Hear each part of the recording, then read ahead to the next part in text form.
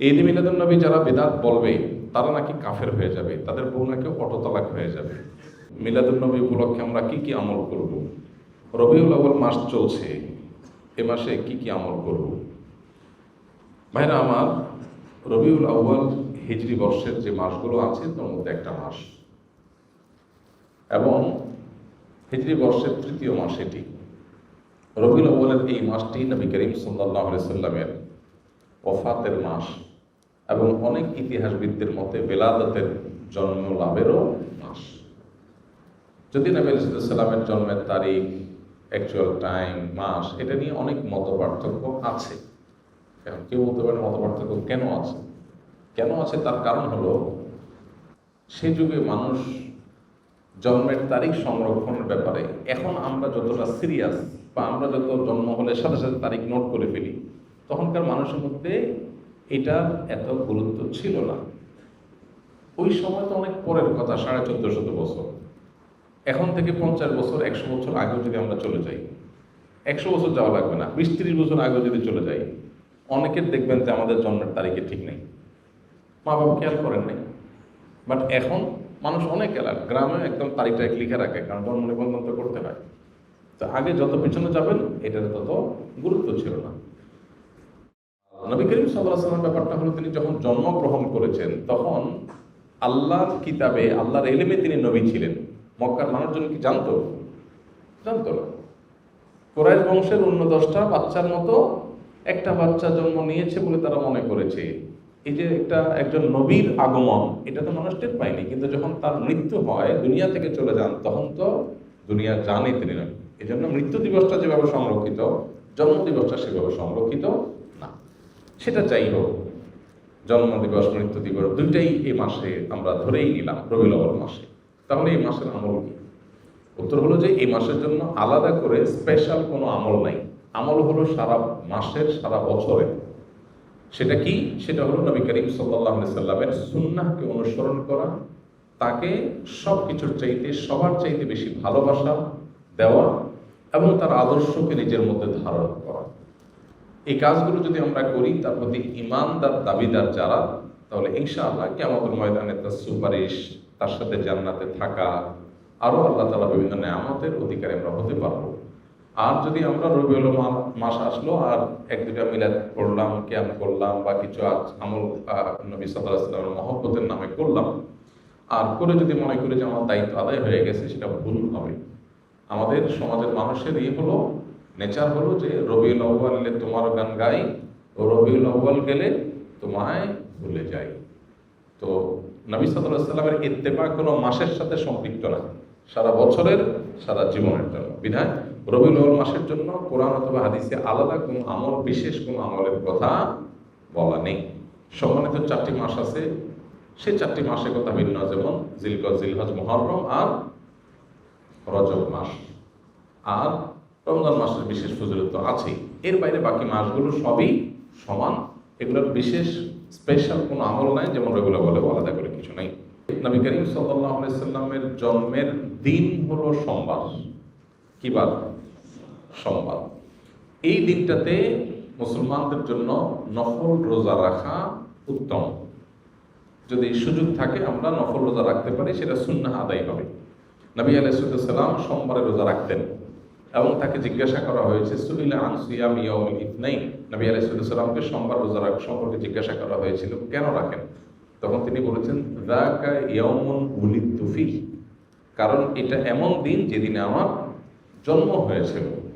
তো নবী আলাইহিস সালামের জন্মকে ঘিরে যদি কিছু করার থাকে, সেটা হলো সোমবারে রোজা রাখা। এর বাইরে জন্মের বার্ষিকী পালন, এই কালচারটা তখন ছিলই না নবী আলাইহিস সালাম বা সাহাবীদের মধ্যে। এখন যেরকম আমরা জন্ম দিবস বছরে একবার পালন করি, নবী করিম সাল্লাল্লাহু আলাইহি সাল্লামের জন্মের দিন যদি পালন করতে আপনার মনে চায়, সেটা বছরে একদিন না, সেটা প্রত্যেক সপ্তাহে একদিন। কি বারে? সোমবারে। এটা বিশুদ্ধ হাদিস দ্বারা প্রমাণিত। এর বাইরে যদি আপনি বলেন না আমি বার্ষিকী পালন করব, তাহলে এই জন্মের বার্ষিকী পালন করার এই কৃষ্টি, এই কালচার এসেছে প্রকৃতি পূজারীদের মধ্য থেকে। একসময় খ্রিস্টান ধর্মের মানুষেরাও এটার তীব্র সমালোচনা এবং বিরোধিতা করত, নিষিদ্ধ ছিল। পরবর্তী তাদের নবী ঈসা আলাইহিস সালামের জন্ম দিবস পালন করা শুরু করেছে। তারা যখন শুরু করেছে, এখন এক শ্রেণী মুসলমানরা মনে করে শুরু করলো যে তারা যখন তাদের নবীটা পালন করে, তাহলে আমরা কেন আমাদের নবীটা পালন করব? ভালো নিয়তেই তাদের অনুসরণ করার চিন্তা শুরু করেছে। অথচ নবী সাল্লাল্লাহু আলাইহি ওয়াসাল্লাম বলেছেন, একটা সময় আসবে তোমরা মুসলমানরা তারা তাদের অনুসরণ করবে, এক বিগত গেলে তোমরা এক বিগত যাবে, এক হাত গেলে তোমরাও এক হাত যাবে, তারা গর্তে গিয়ে ঢুকলে গুইসাবের তোমরাও সেখানে গিয়ে ঢুকবে। তখন নবী আলাইহিস সালামকে সাহাবা জিজ্ঞাসা করলেন, কাদের কথা বলছেন? ইহুদি খ্রিস্টানদের কথা? তখন নবী আলাইহিস সালাম বলেছেন, তারা ছাড়া আর কাদের কথা বলবো? তাদের কথাই বলছি।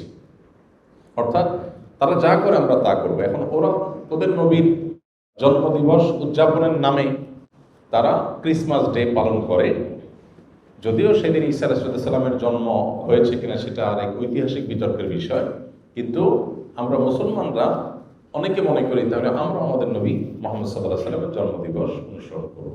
আমাদের নবী মুহাম্মদ সাল্লাল্লাহু আলাইহি সাল্লামের জন্মের পর উনি দুনিয়াতে বেঁচে ছিলেন কত বছর? 63 বছর।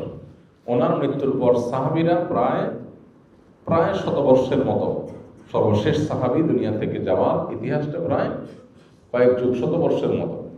এবং খোলাফায়ে রাশেদা তারপরে দুনিয়াতে বেঁচে ছিলেন কত বছর? 30 বছর। তাহলে শুধু খোলাফায়ে রাশেদের কথাই যদি বলি, নবী আলাইহিস সালামের 63 আর 4 খলিফার 30, তাহলে কত হয়? 93 বছর। ইসলামের স্বর্ণযুগে খোদ নবী সাল্লাল্লাহু আলাইহি সাল্লাম এবং 4 খলিফার এই 93 বছরের একটা বছর এমন পাওয়া যায় না যে বছরে একবার নবীজির জন্মদিবস তিনি নিজে অথবা তার কোনো খলিফা, কোনো সাহাবী পালন করেছেন। তো তাদের চাইতে কি আমরা তাকে বেশি ভালোবাসি? আল্লাহ কোরআনে যাদের প্রশংসা করেছেন তার নবীর অনুসারী হিসাবে, তো তিনি নিজে যেটা করেন নাই, তার খলিফারা যেটা করেন নাই, তার সাহাবীরা যেটা করেন নাই, এখন খ্রিস্টানদেরটা দেখে দেখে আমরা করব, এটা ইসলাম না, এটা ইসলামের নামে বিভ্রান্তি। আল্লাহ আমাদেরকে বোঝার তৌফিক দান করুন। আমরা যদি নবী আলাইহিস সালামের প্রতি মহব্বত এর দাবিদার হই, তাহলে ইন্নাল মুহিব্বা লিমান ইউহিব্বু ইউতিউ, যে কাউকে ভালোবাসার দাবি করে সে তার কথা শুনে। তো নবী সাল্লাল্লাহু আলাইহি ওয়াসাল্লামের কথা যদি শুনি আমরা, তাহলে ইহুদি খ্রিস্টানদের সাথে মিল রাখতে হবে নাকি বেমিল? কারণ তিনি তো বলেছেন খালিফুল ইয়াহুদ, ওদের ব্যতিক্রম করবে। প্রতি রাকাত নামাজে আপনি বলতেছেন গায়রিল মাগদুবি আলাইহিম ওয়াদ-দাল্লিন, আল্লাহ ইহুদিদের মতো আপনার গজবপ্রাপ্ত আর খ্রিস্টানদের মতো গোমরাহ যেন আমি না হই, এই দুই পথে যেন আমি না চলি। আর আপনি এদিকে নবীর মহব্বতের নামে সেই পথে যদি চলেন, তাহলে সেটা কি হলো? আমাদের যে সমস্ত ভাইরা মিলাদুন নবী উপলক্ষে বিভিন্ন উদযাপন করেন, ওনার নবী সাল্লাল্লাহু আলাইহি ওয়াসাল্লামের মহব্বতেই করেন, এতে কোনো সন্দেহ নেই। নবী করিম সাল্লাল্লাহু আলাইহি ওয়াসাল্লামের ভালোবাসাতেই করেন। ভালোবাসাটা নবী আলাইহিস সালামের প্রতি ভালোবাসাটা, আবেগ থাকাটা প্রশংসনীয়, কিন্তু আমাদের ভালোবাসার প্রকাশ হতে হবে সুন্নাহসম্মতভাবে। কিভাবে? সুন্নাহসম্মতভাবে। এখন অনেকে বলে যে ভাই ভালোবাসার কোনো প্রমাণ লাগে না, ভালোবাসার কোনো প্রমাণ লাগে না। তো ভালোবাসার কোনো প্রমাণ লাগে না, যা খুশি করা যাবে ভালোবেসে, এটা কথা হলো?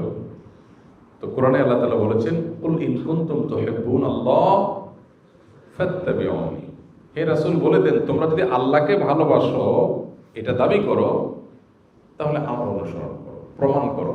নবীর অনুসরণ করলে প্রমাণ হবে তুমি কাকে ভালোবাসছো? আল্লাহকে ভালোবাসছো। তাহলে ভালোবাসার প্রমাণ লাগে কি লাগে না? মুখে ভালোবাসার কথা বলে আপনাকে ভালোবাসি আমি, এর প্রমাণ কি? আমি আপনার সাথে 6 মাস কথা বলতেছি, হইল? ভালোবাসলে তো আমি আপনার সাথে কথা বলবো, আপনার কথা শুনবো, তাই না? তো নবী করিম সাল্লাল্লাহু আলাইহি ওয়াসাল্লাম আমাদেরকে কি বলেছেন, কি দিয়ে গেছেন? তিনি বলেছেন তারাকতু ফিকুম আমরাইন, তোমাদের মধ্যে দুইটা জিনিস রেখে গেলাম, কিতাবুল্লাহ ওয়া সুন্নাত রাসূলি, আল্লাহর কিতাব আর তার রাসূলের সুন্নাহ। এখন যদি আপনার এই কাজ যেটা নবী সাল্লাল্লাহু আলাইহি ওয়াসাল্লামের মহব্বতে করতেছেন, এটা যদি কিতাবুল্লাহ থাকে করেন, অথবা রাসূলের জীবনে থাকে তাও করেন, এই দুইটার কোনোটা নাই করবেন না। এটি হলো দ্বীন, এটা হলো ইসলাম। ইসলামের মধ্যে মন গড়া কিছু মধ্যখান থেকে প্রবেশ করলে তার নাম কি? বিদআত। আর সমস্ত বিদআতের ঠিকানা কোথায়? জাহান্নাম।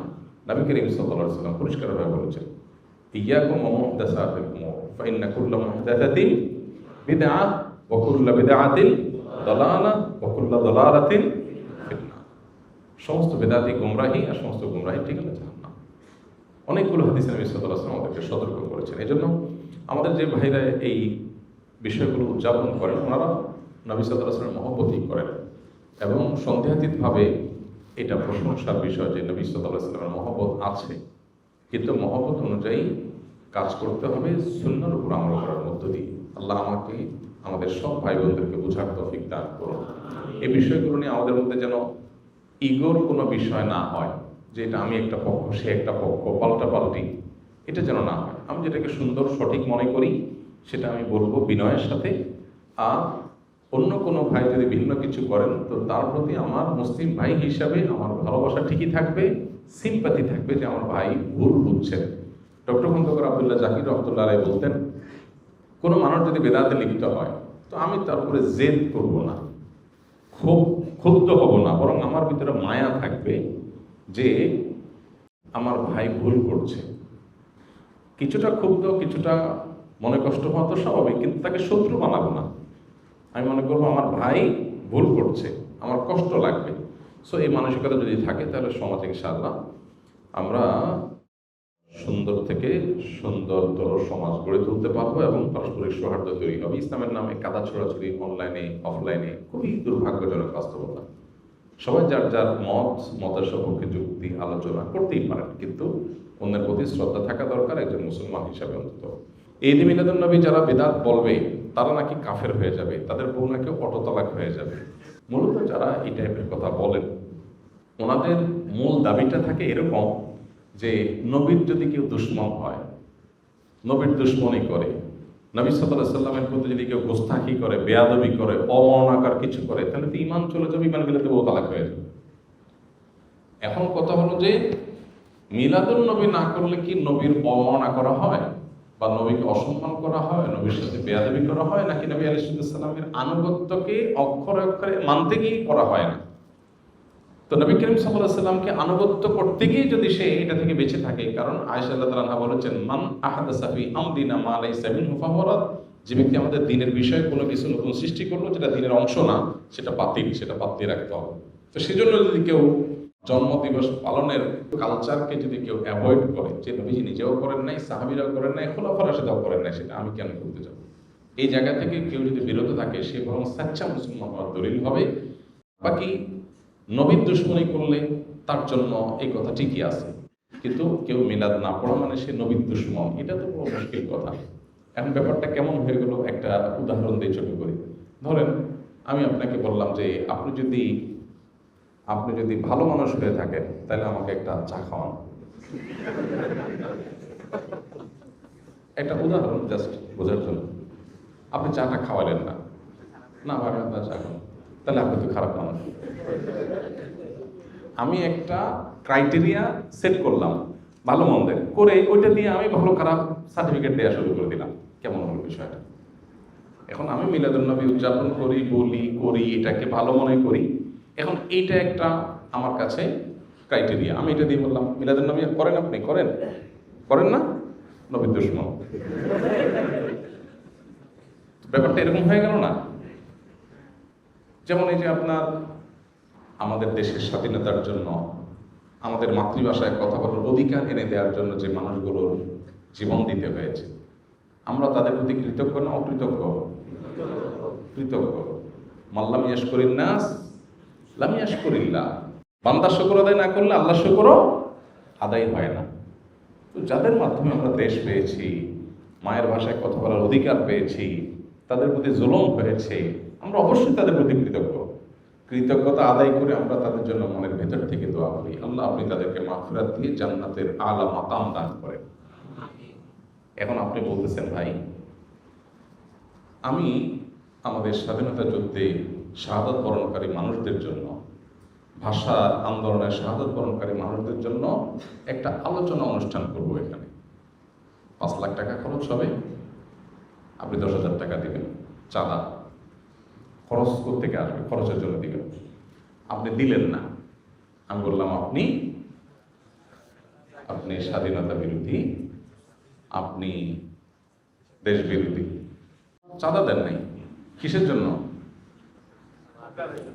স্বাধীনতা যুদ্ধে শাহজাহানকারীদের প্রোগ্রামের জন্য। ভাই আপনি একটা ক্রাইটেরিয়া সেট করে যদি আমাকে বলেন যে ভাই আপনার ভিতরে দেশপ্রেম নাই কেন, কারণ আপনি বেদিতে ফুল দিতে যান নাই। ভাই আপনি তো বেদিতে ফুল দিতে গেছেন, আমি তো দোয়া করছি, ফুল দিয়েছেন যে এটা কি শহীদের কবরে গেছে, কিন্তু আমার দোয়াটা তো তার কাছে যাবে, তো কাজের কাজটা তো আমি করলাম। এখন আপনি আমার বলছেন ভাই দেশপ্রেম নাই, কেমন হবে জিনিসটা? ঠিক একইভাবে মিলাদুন নবী কেউ পালন করছেন নবী করিম সাল্লাল্লাহু আলাইহি ওয়াসাল্লামের মহব্বতে, আপনি করছেন, এখন বলতেছেন ভাই এইটা না করলে নবীর দুশমন, কেমন হয়ে গেল জিনিসটা? আপনি একটা ক্রাইটেরিয়া সেট করে ওইটা দিয়ে নবীর দুশমন সবাইকে মাফ করছেন, এটা সঠিক না। আল্লাহ আমাদের ভাইদেরকে বোঝার তৌফিক দান করুন। আসুন্নাহ ফাউন্ডেশন, উম্মার স্বার্থে সুন্নাহর সাথে।